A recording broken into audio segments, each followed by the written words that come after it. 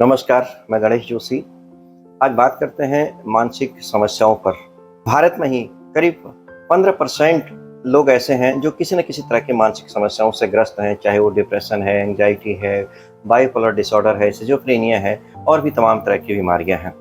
आज इस पर बात करेंगे, आखिर ये बीमारियां क्यों हैं, क्यों तेज़ी से बढ़ रही हैं। कोरोना के बाद कई गुना ये और बढ़ गई।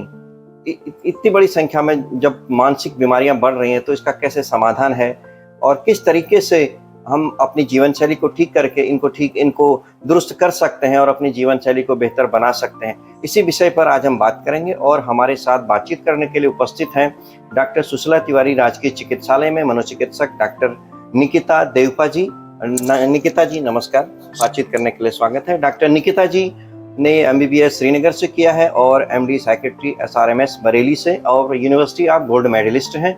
आपने बातचीत करने के लिए समय निकाला, धन्यवाद। सबसे पहले हम शुरुआत करते हैं कि जो मानसिक बीमारियां हैं एक कॉमन टर्म में ये क्या है, किस तरीके से बढ़ रही हैं, फिर हम डिप्रेशन पे फोकस करेंगे।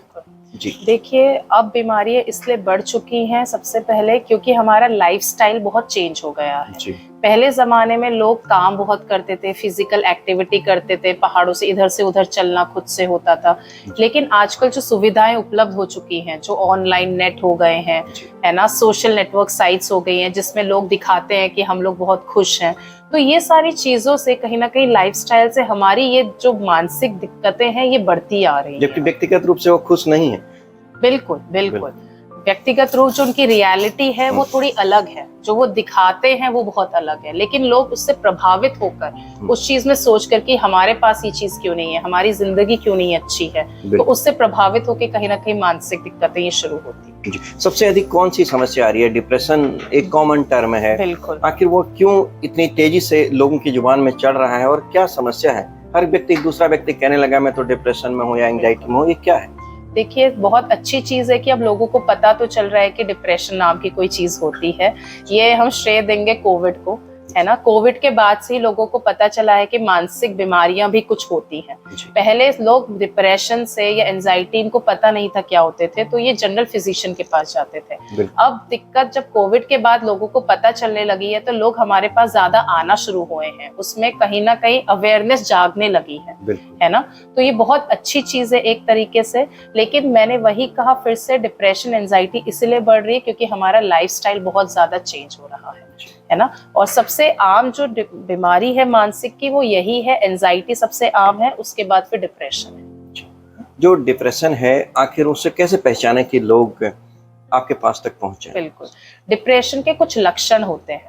सबसे पहले कि नॉर्मली जब हमारा किसी का कोई हमारे परिवार में कोई खत्म हो जाए या हमें कोई फाइनेंशियल लॉस हो जाए या हमारी जॉब में कोई दिक्कतें हो जाए तो किसी को उदासी होती है, लेकिन वो कुछ दिन के लिए रहती है ना, जो आम चीज है। ऐसा नहीं है कि इसको हम डिप्रेशन की नाम देंगे, तो ये स्वाभाविक है। लेकिन अगर यही चीज है जो मैं अभी कुछ लक्षण बताऊंगी, अगर ये बहुत महीनों तक और सालों तक चलते आ रहे हैं तो कहीं ना कहीं उसे डिप्रेशन का नाम देते हैं। लक्षण इनमें से होते हैं, पहले होता है मन उदास रहना। ठीक है, जब 24 घंटे मन उदास रहता है इंसान का, दिन का ज्यादातर समय मन उदास रहता है, यानी कि पूरी दिनचर्या उसकी प्रभावित बिल्कुल प्रभावित होती है। दूसरी चीज होती है कि जिन कामों में पहले रुचि थी, जो काम करना पसंद होता था पहले, म्यूजिक सुनना, डांस करना, घूमना फिरना, वो रुचि अब कम हो चुकी है ना। तीसरी चीज, जो शरीर में ताकत है वो कमजोरी सी महसूस होती है इंसान को। वो थोड़ा सा चलेगा, उसे लगेगा नई थकावट सी हो रही है, वो फिर लेट जाएगा। तो ये 3 चीजें मेन होती हैं। उसके बाद जो आती है भूलना, लैक ऑफ कंसंट्रेशन बोलते हैं, कि किसी काम में कंसंट्रेट, फोकस नहीं कर पाना। जैसे कि मरीज अक्सर ये परेशानी लेकर आते कि हमने कोई सामान रखते हैं और हम भूल जाते हैं कि सामान हमने कहाँ रखा है, तो उसे वो भूलने की बीमारी बोलते हैं। पर वो भूलने की बीमारी नहीं है, वो कंसंट्रेट नहीं कर पा रहे उस चीज में, इसलिए वो डिप्रेशन का एक लक्षण जी। उसके बाद जो होता है हमारा भूख, कम भूख लगती है इंसान को, मन नहीं करता कुछ खाने का, तो उससे क्या होता है, वजन भी कम होने लगता है।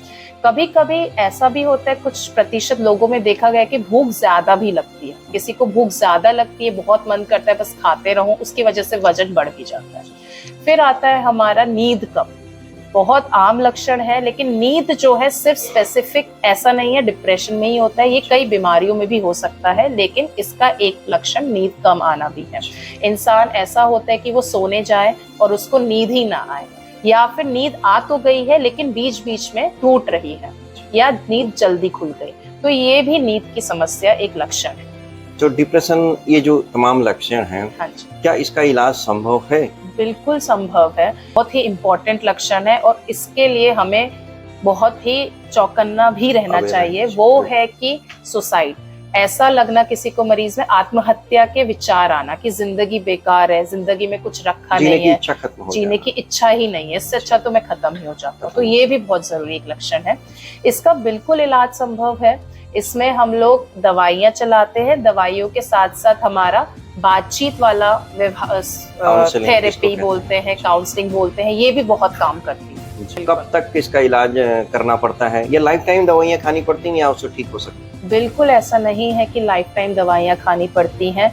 ये हमारा डिपेंड करता है कि जो बीमारी है वो कितने टाइम तक हो रखी है, कितने बार पलट गई है बीमारी, कोई हमारी फैमिली हिस्ट्री तो नहीं है, जेनेटिक तो नहीं है, परिवार में तो नहीं है। तो बहुत सारी चीजों में ये डिपेंड करती हैं आपके किस तरीके से हम दवाइयाँ देते हैं। जो मेनली दवाइयाँ होती हैं वो 6 से 8 महीने मरीज के ठीक होने तक दी जाती हैं, उसका एक कोर्स होता है।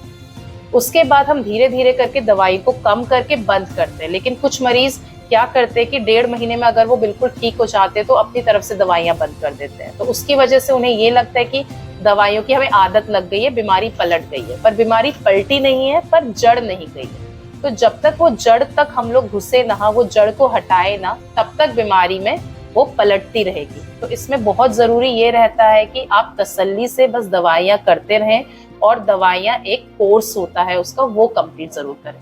दवाइयों के साथ उसकी जो काउंसलिंग थेरेपी आपने बताई, वो कितने कारगर है, वो कितना उसको करना चाहिए? बहुत इम्पोर्टेंस रखती है। अगर आप दवाइयों के साथ साथ थेरेपी करते हैं तो बहुत इफेक्टिव रहती है, लेकिन उसके लिए बहुत जरूरी ये है कि आप कंसिस्टेंसी रखें। इसका मतलब रोज ऐसा नहीं है कि 2 महीने किया थेरेपी फिर हमने 3 महीने छोड़ दिया, इससे कोई फायदा नहीं मिलेगा। ये जो गलतियां करते हैं जो मरीज या जो जिनको प्रॉब्लम होती है, तो उसकी ठीक होने के चांसेस कम हो जाते हैं। ठीक होने के चांसेस कम तो नहीं कहेंगे, बट ये होता है कि कहीं ना कहीं इफेक्टिविटी ज्यादा आएगी अगर आप दवाइयों के साथ थेरेपी करेंगे। आगे चल के आपके पलटे की बीमारी उतने नहीं, क्योंकि आपके विचारों में हम बदलाव लाने की कोशिश करते हैं। तो विचारों में जब बदलाव आ जाएगा एक बार, तो जितनी भी परेशानियां बाद में आएंगी वो विचार, पॉजिटिव विचारों से हम उसको हटा सकते हैं। डिप्रेशन की बात करिए, उससे पहले एक एंजाइटी एक शब्द हम इस्तेमाल कर रहे थे, क्या दोनों एक जैसे हैं या दोनों में मूलभूत क्या अंतर है? देखिए, अंतर बहुत है। डिप्रेशन जो मैंने लक्षण बताए वो सब होते हैं। एंजाइटी मतलब इंसान में घबराहट होना, बेचैनी होना, है ना। इसके लक्षण और होते हैं कि झंझनाहट होना हाथ पैरों में, सर भारी रहना, नींद कम आना, और सबसे जरूरी है कि विचार, इसमें बहुत ज्यादा विचार आते हैं। जैसे छोटी छोटी बातों की चिंता रहती है, रोजगार चीजों की, जैसे कि कोई काम हुआ कि नहीं, ऐसा होगा तो ऐसा हो जाएगा, ये होगा तो मैं कहीं फंस ना जाऊं। तो छोटी छोटी बातों की चिंता ज्यादा रहती है, ओवर थिंकिंग बोलते हैं जिसको। तो ये लक्षण इसमें ज्यादा रहता है। ये भी है। इसके मूल कारण क्या रहता है? देखिए, एंजाइटी मेनली मूल कारण जो होते हैं, सबसे पहले तो टेंशन तो है ही लाइफ की, कि ये है कि टेंशन है लेकिन हम उसको उपाय नहीं निकाल पा रहे उस चीज का। दूसरी तीसरी चीजें ये रहती है कि कहीं ना कहीं फैमिली हिस्ट्री भी रहता है ना, साइकोलॉजिकल हमारे थॉट क्या काम कर रहे हैं वो भी रहता है, बचपन कैसा हमारा गुजरा है, इन सब पे भी बहुत डिपेंड करता है। तो सिर्फ हमेशा मानसिक जो बीमारी होती है उसके सिर्फ एक कारण नहीं होते, उसके 2-3 कारणों को मिलाकर वो एक बीमारी निकलती है। कई बार हमें पता होता है कि समाधान ये है, लेकिन तब भी हम उसको अप्लाई नहीं कर पाते अपने जीवन में, तो ऐसा क्यों होता है? देखिए, समाधान हमें पता है, क्योंकि ये चीजें क्या होती है, इसके लिए ना हमें रोज वो चीज करना जरूरी है। तो वो कंसिस्टेंसी हम बना ही नहीं पाते हैं, है ना, क्योंकि इसके लिए एफर्ट जरूरी है ना। आप जब तक कोशिश नहीं करेंगे तब तक नहीं होगा। अब हम 10-15 दिन कोशिश करेंगे, उसके बाद हमें ठीक महसूस होगा, तो फिर हम लोग रहेंगे अरे अब तो हम ठीक है, अब तो बिल्कुल ठीक हो गए, अब जरूरत नहीं है हमें इन चीजों की। फिर वो बीमारी पलटेगी, फिर हमें रियलाइज होगा नहीं हमें वो करना चाहिए ना। बिल्कुल। जीवन शैली को हम अपना बेहतर करें, हम कैसे डिप्रेशन और एंजाइटी जैसी मानसिक समस्याओं से बाहर निकलें, इसके लिए किन किन बातों का हमें ध्यान रखना चाहिए? देखिए, सबसे पहले हमें हेल्दी खाना खाना चाहिए, बाहर का खाना कम खाएं, घर का हेल्दी खाना लें। दूसरी चीज है फिजिकल एक्टिविटी, अपना कोई ना कोई किसी भी तरीके से एक्सरसाइज करें, चाहे योगा करें, चाहे एक तरीके का वॉक करें, 10-15 मिनट तेज वॉक करें, या फिर जिम जा रहे हैं बच्चे आजकल तो जिम करें। तो इन चीजों का दूसरी फिजिकल एक्टिविटी हो गई।